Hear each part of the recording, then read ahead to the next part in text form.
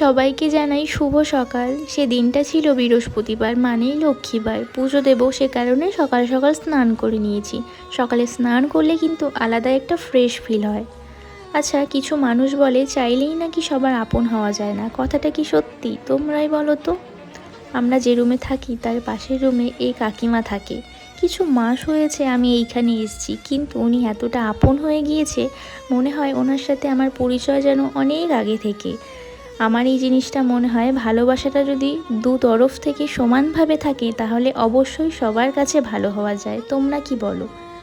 প্রতি বৃহস্পতিবার কাকিমা আমাকে দূর্বা দিয়ে যায়, আর এটা হচ্ছে তার হাজবেন্ড। কাকু মর্নিং ওয়ার্কে গেছিলো, আসার সময় লেবু নিয়ে এসছে, তাই আমাকে একটা দিল। ব্রেকফাস্ট কমপ্লিট করার পর বরের কিছু জামা কাপড় ছিল, সেটা ধুয়ে রোদে মেলে দিচ্ছিলাম। আমার মনে হয় এই জিনিসটা আমার মধ্যে রয়েছে, খুবই কম সময়ে আমি মানুষকে আপন করে নিতে পারি। তো ভিডিওটা এই পর্যন্তই। যদি ভালো লেগে থাকে তোমরা আমার পাশে থেকো, একটা লাইক করে দিও। দেখা হচ্ছে নেক্সট ভিডিওতে।